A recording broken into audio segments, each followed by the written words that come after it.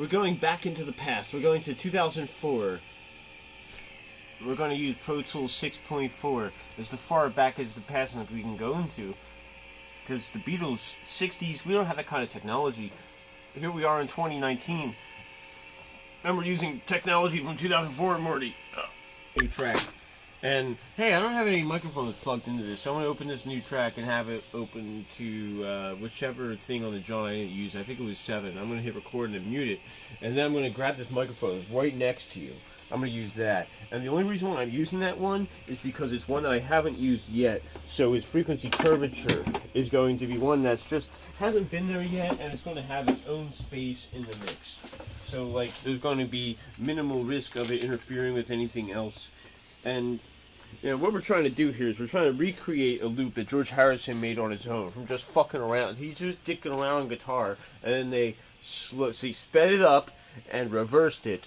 And then that's just one of the 5 loops that they played during the mixing of the live mixing of Tomorrow Never Knows. This sick ass trumpet sound. George Harrison made this using backward guitar. I'm gonna get this microphone right, and like I said, I'm only using it because we haven't used it yet. I'm gonna get it going up, kind of, sort of. You know, this Marshall that I'm using here is not ideal. Did not use a Marshall on this John, but we're gonna be getting that happening.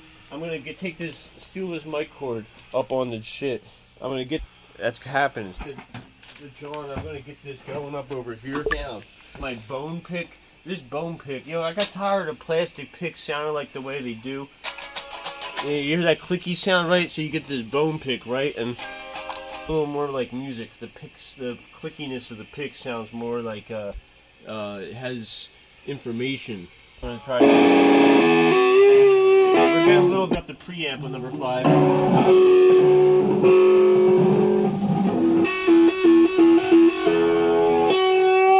Going on. Okay.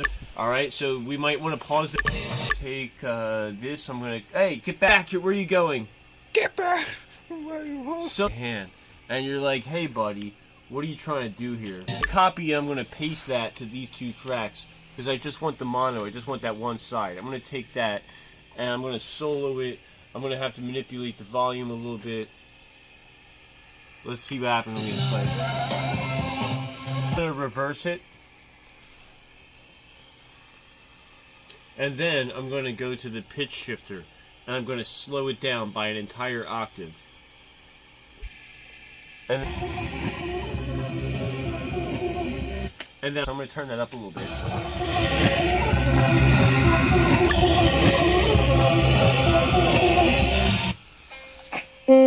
A loop, so I'm going to have to do the setting, loop playback. Do I have anything in record mode currently? No? I'm going to hit it again.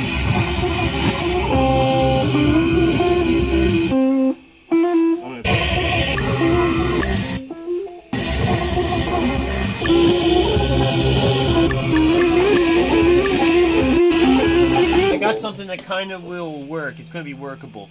So I'm going to delete this little sample here because when we look at the volume that the other John is getting, I'm going to mute the original track because we don't want to hear any of that for copyright purposes. I'm going to unmute this thing. There's a little blip that I have here from the space. I'm going to go. I'm just going to undo. I'm going to undo the clear. I'm going to undo the record. I'm going to undo the pitch shift. I'm going to undo the reverse. I'm going to undo the clear, and then I'm going to undo the crossfade. I'm going to undo the paste, and then it's going to be reverted back to normal. So I'm going to go back to that track that I made last time, and here I am. You can see the level, so I'm going to get that in there, get that going. All right, a little bit. All right, and then I'm going to be trying to play this a little bit. Okay, so I'm going to be going like this. I'm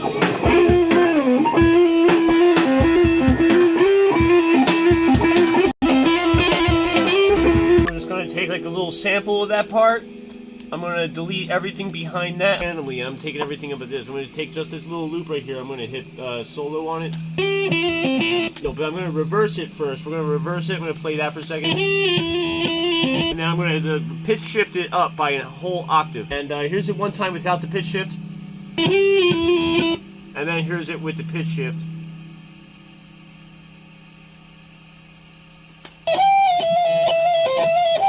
Back.